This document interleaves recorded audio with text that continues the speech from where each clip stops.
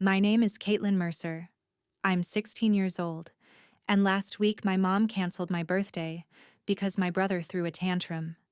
She didn't lower her voice when she said it. She didn't look guilty. She stood in the middle of our kitchen in Plano and told me, "Your brother matters more than anything." I was holding a pack of gold candles when she said that. 16 of them. I remember thinking how small they looked in my hand. My party was already planned. Nothing wild, just friends, music, cake, pictures in the backyard. I'd spent the morning setting everything up while my brother was upstairs throwing a fit because he wasn't allowed to take the car out of town. That was the emergency. That was the reason my birthday didn't matter. By late afternoon, my mom had already texted everyone herself. She told them not to come. She told them I didn't want to celebrate anymore. I didn't even know until the house stayed quiet. No cars pulling up, no messages asking for directions. Just silence. When I asked her why, she didn't hesitate. "He's going through something," she said. "This isn't about you." I nodded slowly. Something in me went still instead of shattered. "Then be happy with him," I told her.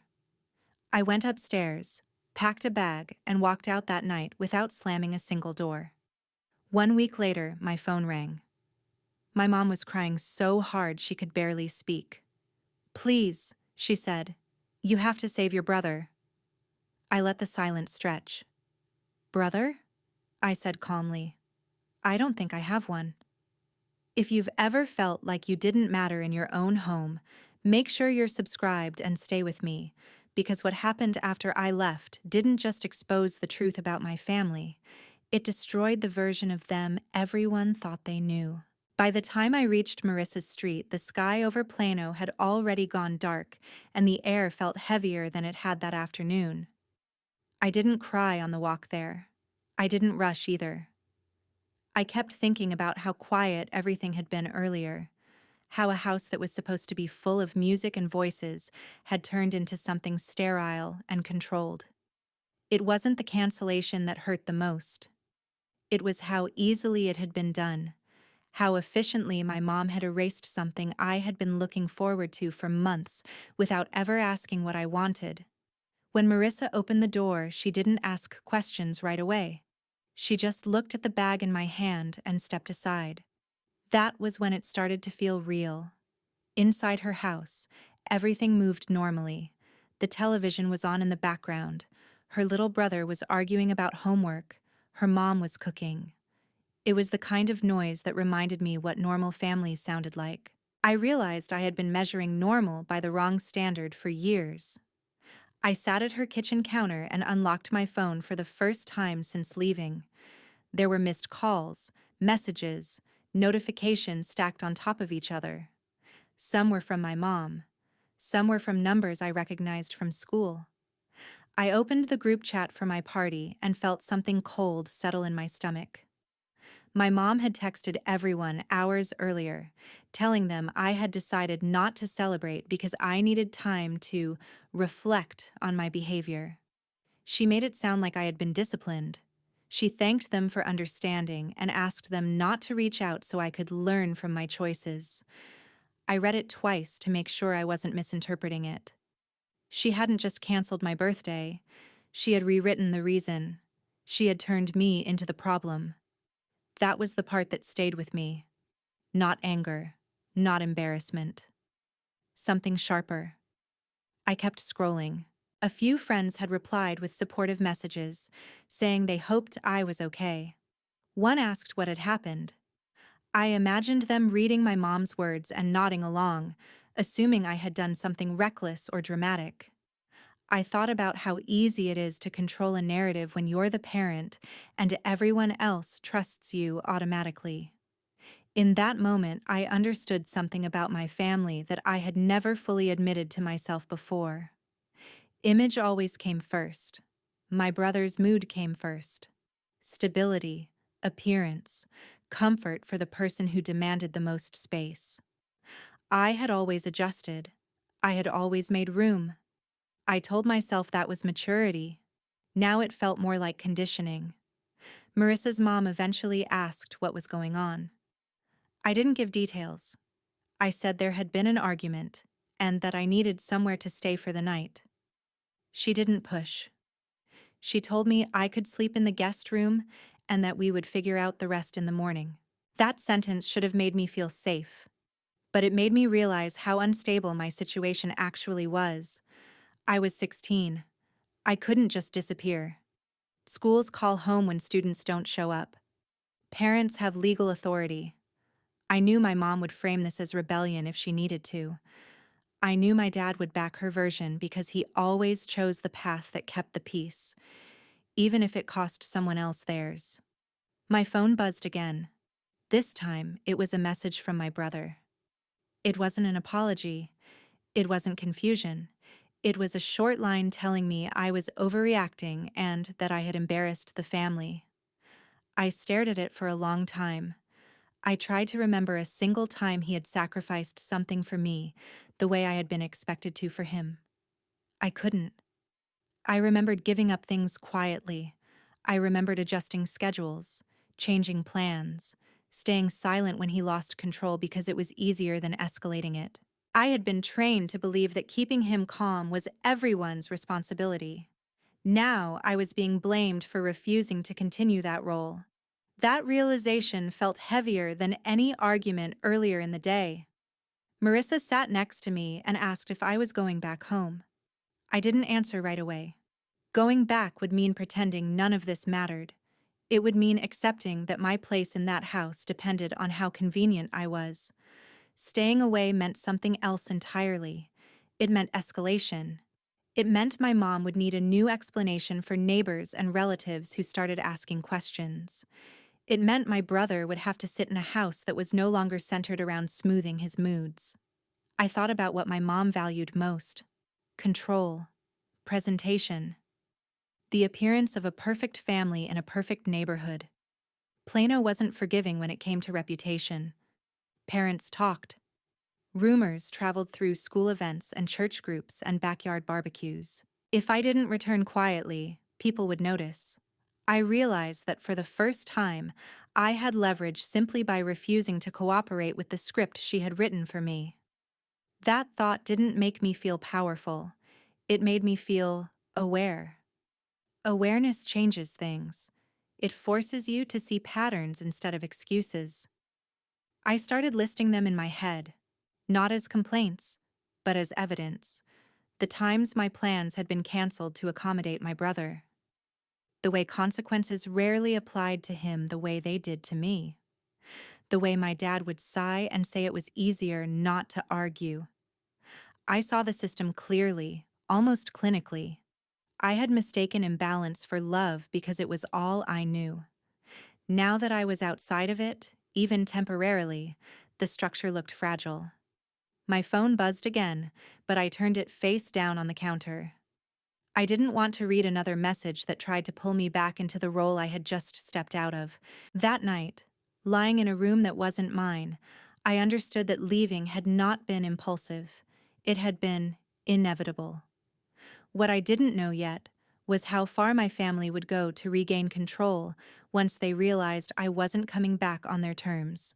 Morning settled in slowly, and for the first time in a long while, I woke up without listening for tension in the walls. Marissa's house ran on routine, not on moods. Her mom left early for work, her brother missed the bus and had to bike to school, and the world did not collapse because someone was irritated. I stayed seated at the kitchen table long after everyone else had left, staring at my phone and weighing what the day would look like if I didn't go home. By mid-morning, the school attendance system had already sent an automated notice. I knew my mom would see it. I knew she would decide how to frame it. That was when I realized this wasn't just about a canceled party anymore. It was about control over the story. If I didn't speak first, she would. I messaged Marissa and asked if her mom could call my aunt. I hadn't talked to Aunt Brenda in months, but she was the only adult I trusted to look at facts instead of feelings. When Brenda answered, her voice was calm, steady, practical. I didn't dramatize anything. I laid out the sequence clearly, how my birthday had been erased, how the explanations sent to my friends painted me as unstable, how I had been told outright that I ranked below my brother in my own home. I expected skepticism. Instead, she asked one precise question after another, the kind that cut through emotion and looked for liability. Had my name ever been used on insurance paperwork for the family car? Had I ever signed anything connected to my brother's driving privileges? Had my mom ever asked me to confirm where he was on certain nights? Those questions shifted something inside me. I remembered a form a few months earlier when my mom had told me it was just a routine update for coverage. I had signed where she pointed without reading closely. At the time, it felt harmless. Now it felt strategic. Brenda didn't accuse anyone outright. She simply said she wanted to see the documents. By the afternoon, she had driven in from her side of Texas and asked to meet in person. She didn't go to my parents' house first. She came to Marissa's. That alone told me she understood the power dynamic. We sat across from each other at the dining table while I forwarded screenshots and emails. She read in silence, occasionally nodding, occasionally narrowing her eyes. Then she explained something I hadn't fully considered. If my name had been added as a secondary driver to reduce premiums, and if my brother had been involved in any prior incident, I could be pulled into a dispute simply because I was listed. It wouldn't matter that I wasn't present. It would matter that my signature existed. My chest tightened, not from fear but from clarity. The party had been canceled because my brother was angry about losing access to the car that weekend. That detail no longer felt small, it felt connected. Brenda said she would request copies of everything officially and speak to a counselor at my school about temporary arrangements. She didn't say the word guardianship yet, but it hung in the air between us. I thought about my mom's reaction when she realized someone else was reviewing paperwork she had handled alone. I thought about how quickly anger might replace confidence. I also thought about my dad, who would likely stand beside her and insist everything was misunderstood. For years, I had assumed their decisions were impulsive, emotional reactions to whatever crisis my brother created. Now I started to see structure behind them, a system that shielded him while distributing responsibility outward.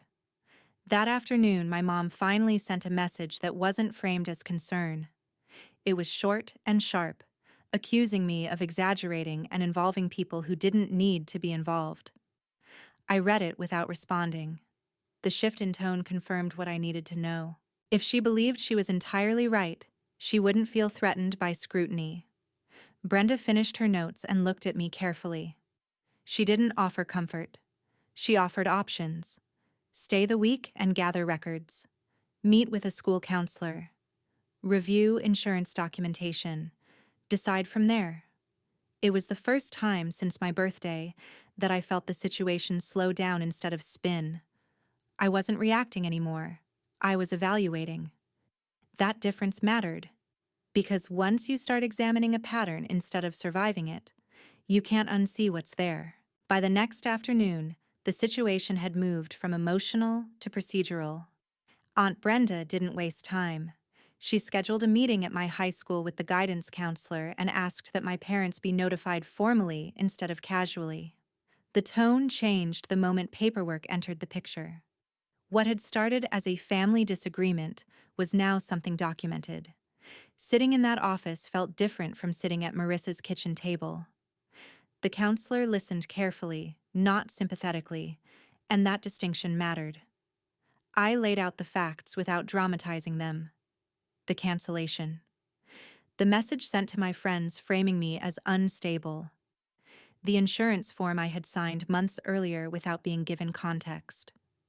The sudden restriction of the car that had triggered my brother's outburst. I didn't speculate. I stuck to what could be verified. When my parents arrived, my mom walked in first, posture straight, expression controlled. My dad followed with that same familiar silence that always felt heavier than shouting. My mom began with composure, saying this was a misunderstanding and that I had always been sensitive. She described me as overwhelmed, impressionable, prone to exaggeration.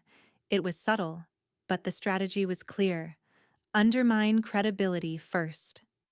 Aunt Brenda didn't react emotionally. She asked to see the insurance documentation. She asked whether I had been added as a secondary driver and why. She asked if any prior claims had been filed under the policy involving my brother. The air in the room shifted. My mom hesitated for half a second before answering. That hesitation was enough.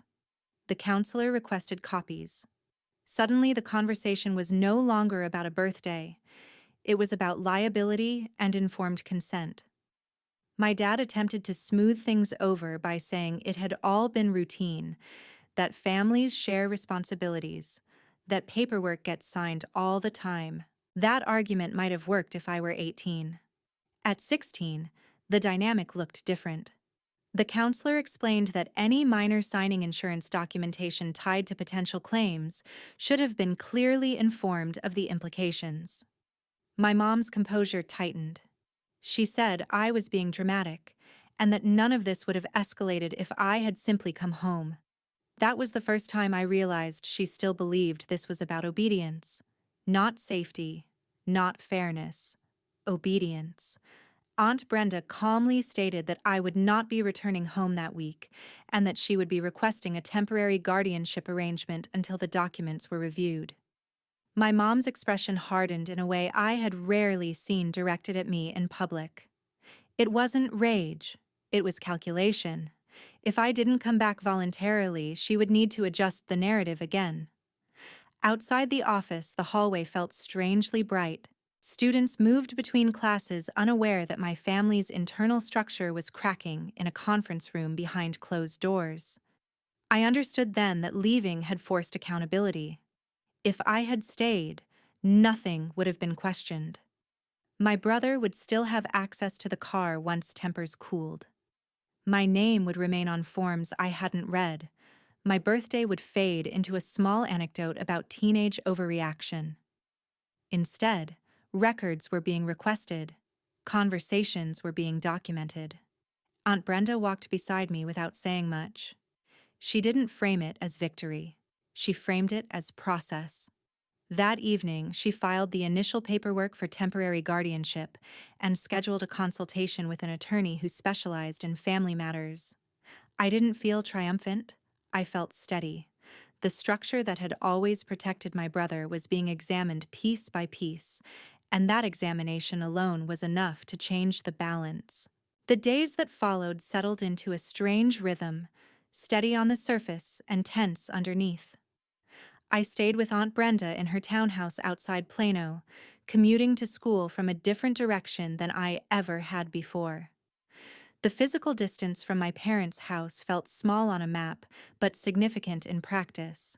For the first time, I was not returning each evening to a space where I had to measure my reactions. That absence created a silence my family did not know how to manage. It didn't take long for my brother to attempt to fill it. He showed up near the student parking lot after classes one afternoon, leaning against a car that wasn't his. I saw him before he saw me. He wasn't there to reconcile. His posture made that clear. He was there to regain control of the narrative.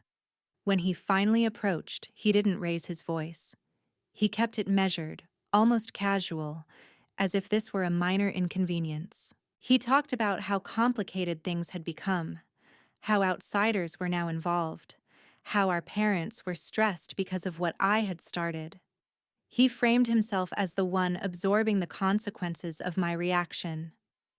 I listened without interrupting, aware that he was choosing his words carefully. At one point, I noticed his phone angled slightly upward, the screen lit, the recording icon faint but visible. That detail said more than anything he spoke aloud. He wanted proof that I was unstable, unreasonable, volatile. He wanted material he could hand back to our mother to strengthen her version of events. Instead of engaging, I stepped back and told him this conversation wasn't appropriate at school. I kept my tone flat. The less emotion I gave him, the less he had to weaponize. His expression shifted for a fraction of a second when he realized I wasn't going to provide the scene he expected. The performance dissolved, and what remained was frustration. He left without another word. I didn't report the interaction immediately. I waited until I got home and described it calmly to Aunt Brenda, including the detail about the recording. She didn't overreact. She drafted a formal notice requesting that all direct communication from my brother go through adults while guardianship was under review. The document wasn't dramatic. It was precise. It cited concerns about pressure and misrepresentation. It asked for boundaries. When my mother received it, the tone of her messages changed again. The pleading was gone. In its place was indignation. She accused Brenda of interfering and of turning a normal family conflict into something adversarial. She implied that I was being coached. She suggested I had always been impressionable. I read the messages without responding, recognizing the pattern. When persuasion failed, she shifted to intimidation. She mentioned insurance costs, extracurricular fees, privileges that could be revoked. It was an attempt to remind me that financial control still existed. What she failed to acknowledge was that the more she pushed, the more documented everything became. Aunt Brenda kept copies of every message. She advised me not to retaliate, not to defend myself emotionally, but to let the accumulation of evidence speak for itself. That advice felt counterintuitive at first. I had spent years reacting. Now I was being told that restraint could be more powerful than confrontation. Meanwhile, at school, rumors started circulating. Someone had heard that I had moved out. Someone else claimed I had been grounded indefinitely. I didn't correct every version.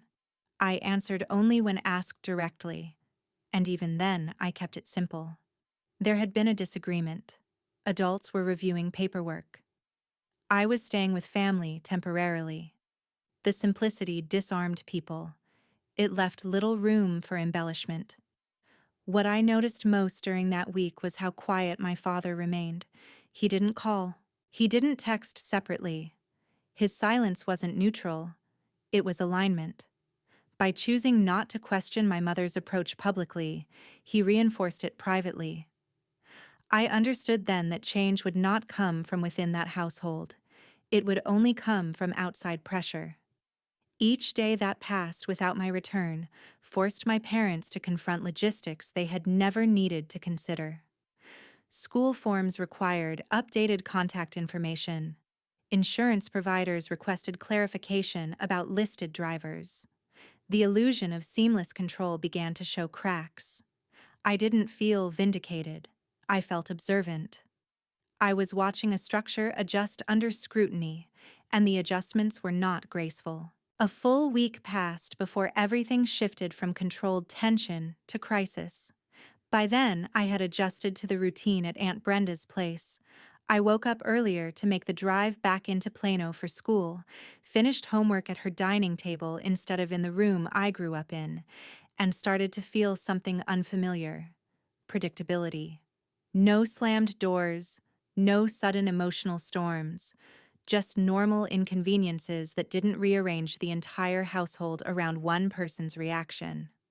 I almost convinced myself that distance alone would settle things. Then my phone rang in the middle of the evening. I recognized my mom's number immediately. I let it go to voicemail the first time. She called again within seconds. The third time, I answered. Her voice didn't sound composed. It wasn't controlled the way it had been in the counselor's office. It was strained, breathless, unsteady. She said my brother had been in an accident. She said there were police involved. She said the insurance company was already asking questions. The details came out in fragments. He had taken the car without permission, driven farther than he was supposed to, and collided with another vehicle at an intersection outside town. No one was killed, but there were injuries and property damage. A report had been filed. Statements were being collected. Then her tone shifted from panic to urgency. She told me that if I confirmed he had been home earlier that evening, if I clarified a timeline, it would simplify everything. She framed it as protecting family, as preventing a mistake from turning into something permanent. I felt the weight of that request immediately. It wasn't just about helping him. It was about altering a record. My name was still attached to that insurance policy. If he had claimed I was scheduled to use the car, if paperwork implied shared responsibility, then my silence could be interpreted as complicity. I asked one question, whether my brother had mentioned me in his initial statement. She hesitated long enough to answer the question without words. He had. She said it was a misunderstanding, that he panicked, and said the first thing that came to mind, that he assumed I would support him because that's what family does. The phrase sounded hollow. Support had always flowed in one direction. I thought about the form I had signed months earlier. I thought about the school meeting. I thought about the recording attempt in the parking lot. None of this felt accidental. It felt like escalation. My mom insisted this could all be contained if I just clarified that I had been with him before he left, that he hadn't taken the car impulsively. She said lawyers were expensive. She said a permanent mark on his record would follow him for years. She said families stick together. I listened without interrupting, but inside something had already settled. The crisis she described wasn't random. It was the natural consequence of a system built to protect him at any cost. That system had reached a limit. I told her I would not provide a statement that wasn't true. The silence on the other end stretched longer than any argument we had ever had. Then her voice hardened. She reminded me that I was still a minor. She implied that refusing to cooperate would damage our relationship beyond repair. I realized in that moment that she still believed I was negotiating from fear. I wasn't. I was evaluating risk. If I lied, I would be tied to whatever followed. If I told the truth, he would face the outcome of his choices. The difference felt stark and irreversible. When the call ended, I placed the phone down carefully and repeated the facts in my head to make sure they stayed clear. There had been an accident. A report existed. My brother had inserted my name into it. My mother wanted me to reinforce that version. None of those facts required emotion to understand. They required decision. Aunt Brenda listened as I explained everything. She didn't react with outrage. She reacted with strategy. She said any communication from this point forward needed to be documented. She said if law enforcement contacted me directly, I would answer truthfully and nothing more. She said protecting myself was not betrayal. That sentence lingered. Protecting myself was not betrayal. For years, I had been conditioned to equate self-preservation with selfishness. Now the lines were separating clearly. I went to bed that night knowing the situation had crossed into territory that couldn't be reversed quietly. The following days unfolded with a clarity that felt almost clinical. There were no dramatic confrontations in parking lots, no shouting matches in front of neighbors. Everything happened through official channels. An officer contacted me to verify whether I had been present the evening of the accident. I gave a factual statement and nothing more. I confirmed where I had been and who could verify it. I did not speculate. I did not defend anyone. I did not embellish. The conversation lasted less than 10 minutes, but it drew a firm line between my life and my brother's decisions. Once that line was documented, the pressure from home intensified briefly and then shifted direction. My mother stopped asking me to help and started accusing me of abandoning family in their worst moment. She framed my refusal as cruelty, as disloyalty, as a failure of character. What she did not acknowledge was that the worst moment had been created by years of insulation from consequence. The police report indicated reckless driving and significant property damage.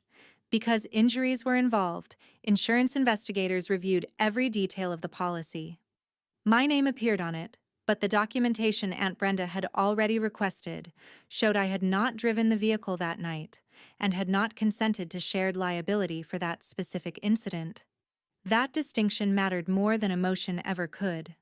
Without a consistent narrative to protect him, my brother faced formal charges related to the accident. His license was suspended pending review. His college placed him on academic probation due to the legal situation. The financial impact surfaced quickly. Increased premiums, potential civil claims from the other driver, legal fees that accumulated by the hour. My parents had always maintained a carefully curated image in Plano: stable, responsible, in control. That image began to fracture as neighbors learned about the police presence and the accident report. People did not confront them directly. They simply observed. Invitations slowed. Conversations shortened. The absence of open support spoke louder than any gossip. My father's workplace conducted its own review once the incident became publicly searchable. He was not terminated, but he was removed from a leadership track he had been quietly pursuing. The explanation cited reputational considerations. It was phrased politely, but the meaning was unmistakable. At home, tension replaced authority. My mother attempted one final call several weeks later. Her voice no longer carried urgency, it carried fatigue. She suggested that if I returned, if I showed solidarity, things might stabilize. The offer felt transactional: return, restore image, resume role. I declined without hostility. I told her I would continue living under Aunt Brenda's guardianship until I was legally an adult. I told her I would not discuss my brother's case further. The call ended without resolution. There was no apology on either side, just an acknowledgement of distance. The guardianship arrangement became more permanent over the following months. Paperwork finalized what had already shifted emotionally. I transferred some of my school records and updated emergency contacts. The administrative details were mundane, but they signaled permanence.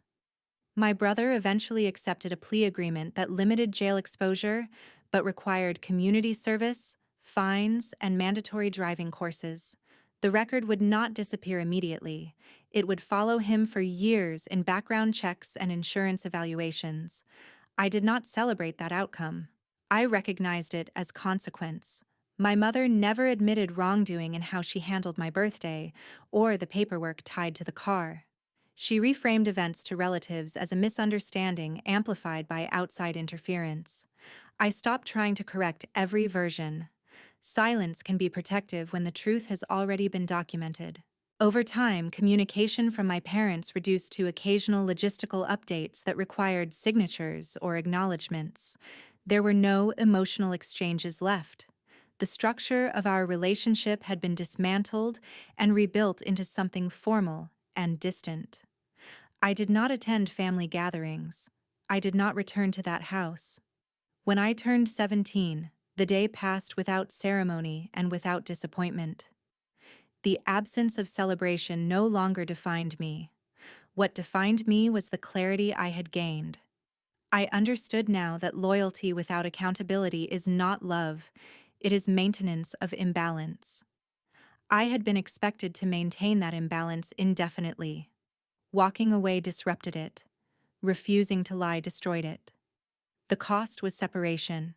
The result was autonomy. Plano continued operating as it always had. Lawns trimmed, reputations measured, conversations careful. My family adapted to their new reality, quieter and less certain than before. I built mine separately, structured around boundaries instead of appeasement. I did not lose a brother in a single moment. I recognized, gradually and decisively, that the role assigned to me in that family no longer existed.